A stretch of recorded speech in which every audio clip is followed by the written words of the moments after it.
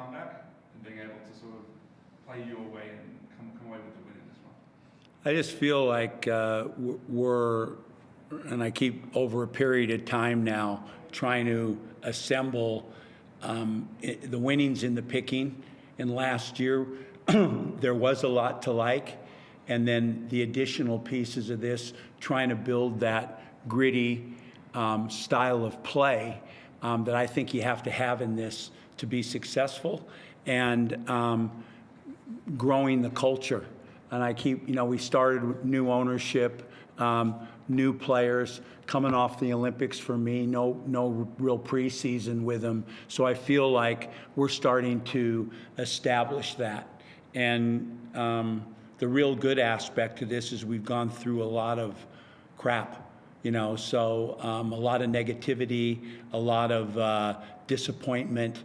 And I was talking all through the pieces leading into this probably last month about how I love this team and it's growing and there's a lot of good. And even after that Tasmania disappointment. So this weekend it kind of came to a head. Melbourne, fairly about as exhausted as and I'm sure everyone deals with it, but it is what it is. This is my team. We're going in. We're trying to pick up three-quarter court. They were exhausted. We're down 10-0, down 7, late in the fourth quarter, come back and win. Tonight we start the game. I thought we started pretty well, but we couldn't stop them. And Bryce was really going. They're really talented. They're really athletic. They can shoot it. They're well coached. And you're 16 down in the second quarter, and you're thinking this could go away from you. And then it's a pretty good weekend. You won 2 out of the 3. And I like what's not my mouth, what's coming out of their mouth at timeouts, what's coming out of their mouth when I'm and seeing the huddles and the arms around each other. That's what this is about, and that's what the key to the improvement over the last 2 months has been. So you were down 18 at one point in the first half, going to the half, down 13. What did you do different in the start of the third quarter to sort of get them out of their stuff and get back in the game? We thought there was too much early pick and roll for KD, and the ball. We were struggling to score. We keep taking Delly out because of what he's been dealing with. He can go in 2-minute blocks. And so it's totally different when KD's carrying the ball, got the ball in his hand, or when he's off the ball with Delly. And so that blocks where KD's just carrying it, trying to put something in there at halftime where the ball can move before we get to that. And then really talked about the defensive side of the ball, getting our ass kicked on the glass, giving up way too many points for who we are to win. And to stop a great player, we have a scheme and everything that we've talked about, but if he's going to score if they kill you on the glass. There's going to be kick-out threes. If you lose him in transition, and if you put him in the foul line, and we were doing all of those things. And now if you go into the second half, he had 7 in the third quarter, none in the fourth, and none in the overtime. And we really tightened that vice. And again, I go back to the Andrew Gaze, my 850 games. This guy's as good a player that's ever played here. And my philosophy, the team's philosophy, is go after the head of the dog. Don't let him get 50 and the others, go after that. And it was the same philosophy with Andrew. And so I thought the second half, we tightened the vice and we got to that gritty action and we moved the ball a little bit better. So you threw a lot of bodies on Bryce. One of them was Bull. He had 3 fouls in the first half, like 6.5 minutes. What's the conversation with him like? Because he only had 1 more foul after that. What do you speak to Bull about at halftime? A lot of ground has taken place, and that frustration, grumpy, aggro guy isn't that way when you're coaching him anymore. And when he came off, I don't have to go there anymore. Coach, my bad. I know. Got to stop fouling. I'll stay in the game. So it's not like you're fighting him anymore on it, and he knows what is a foul and isn't a foul anymore, and that used to be a problem. So his hands are very, very important, that he's not grabbing and putting hands on, that he's showing his hands, and he doesn't get under guys when they shoot. And he has been, when you talk about where the team's headed, that's our marquee. We're playing with two imports. His role, and I've said this, is huge. And right now, what he's contributing to our team is like what John Brown brings to Phoenix. He brings that element of defense. He doesn't need to be serviced offensively, and we've got some scoring power around him. So his role in this is very similar. How do you reflect on 850? It's like, what comes to mind? Really, a lot of thought. When we went into the break, I just kind of had this itch. I wanted to see Lindsay and fly back to Melbourne and see him. And when I sat down with him and he talked about Copeland, when he talked about, his son, when he talked about Bradkey, Giddy, the guys, he lights up like a Christmas tree. And I walk out of there and I go, my energy's in the wrong place. You're always in this right now. I think if you're in a coach in this, you walk around the door and the guy that lost is a room by himself going like this, because it's like if you lose, you're going to get fired.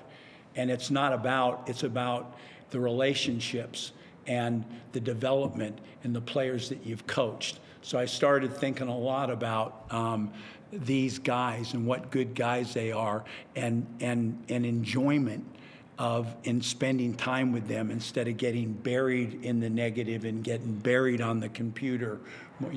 More coffees, more talks, more one-on-one, more high road. And what am I doing if I'm not enjoying this and I'm not building those? And I said earlier, I've got guys now that I've coached that are 60, and you go to the summer league and you see guys that are general managers, you see head coaches, Jamal Mosley, guys that have gone on and done great things with your life, and you were a part of that. And really, anybody, if you're not smelling the roses in that form, you don't belong in it. So that meeting with Lindsay gave me a real lift and got my head back in the box that it should be in. One of the elite players that you work with now is Kendrick, and he obviously had a big game, 27 points, that coast to coast to fight against him at overtime. What did you make of the way he operated out there, the shot selection, his imprint on the game? I like what everybody's, there's a problem here. This guy's, the whole narrative when he's coming here, this guy is an incredible basketball player, but he's an incredible person. And he wants to win, and he wants the team to be successful more like he's so wound up and so excited for games. And I'm just enjoying being around him, this relationship stuff that we talk about, enjoy the development, and enjoy how he's the leadership, the teamship, those huddles, and the communication and the respect he's building with these guys. He's only 25 years old. So it was funny with, I had a timeout registered when they were shooting the two shots, and he's coming up, you don't want a timeout, you don't want a timeout. And I go, I've already organized one to get the ball from the side and get the last shot. He goes, don't call a timeout. And so I had the timeout, but they missed the second shot. And he got the rebound and went the length of the court, laid it in. As he's walking to the bench, he kind of gives me a wink.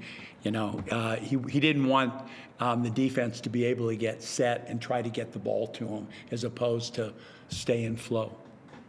How much would you attribute the Lindsay discussion, the cultural change, to what you're seeing from Xavier at the moment as well as his best game of the season? Well, I mean, you go back to the Tassie game. And the inbounds pass, we missed the two free throws. He was trashed after that game was over. No one's going to get abused more than him after I don't look at social media, but he's going to get an earful. And I'm always, whenever we lose, I'm too old. That narrative always goes in there. And we got an opportunity, and I kept, disappointment is your friend, and there's going to be tremendous growth through that. And we have, over this year and a half that we've been together, we've dealt with a lot of disappointment. He's been through a lot, I've been through a lot. And this year, there's been a real growth in our relationship. We need each other. And he understands, I understand him better, he understands me better, and we're kind of joint, because this is his team. This is his team. Moving forward, the Kings. So there's been a real bond through this roller coaster ride. It's been a while since there was a regular season NBL game here in Canberra. Now that you're here and experienced sort of amazing time in that, what was your take on how Canberra received this game? Amazing. And I say that I was with the Kings prior, and we played 5 games here. And I'll be honest with you, the league at that time was really struggling, and we almost shortly after went into receivership, and it was a nightmare and really poor. And now I keep saying what has gone on with the league and where the league's going. I go back long enough, 850 games, that I played Tab, Jerry Lee, that group got 3 championships when this thing was hopping, and you've got the Center of Excellence here, the AIS back then. This thing was really going, and it was great basketball being played here. So I felt like, and I said tonight, the game is hot right now. We've got a lot of players playing in America. We've got a Sudanese community now. We've got an indigenous community. We got the next star. We need more teams, so there's more opportunities for players. And what better place than here? And I thought, I'm really kind of nervous that we need to put on a good show tonight, and what kind of support are we going to get here, what it's going to be like. And it was a tremendous atmosphere to play in, and there's energy now around basketball. I spent the afternoon at the Center of Excellence with that group, and everyone's kind of talking about NBL for Canberra. So walk away tonight feeling like we did a little good for them. We've got a question from Chris online. Yeah, George, I'll just be very quick. 6 weeks ago, we spoke about how you've got this stretch without a home game. You've now got through that. How much are you looking forward to getting home on Sunday? We've been road warriors. Obviously, we've got the best venue, biggest support, and we want to get, in order to get to where we want to go, we want to start stringing some wins together at home. And I'm getting excited about putting and showcasing. I keep saying we are in entertainment, and we haven't played like this in front of them in this second stint for me here. So I'm excited for our fans to see where we've gone since we've been away on these trips and haven't been at home for a while. Thanks, George. Thank you.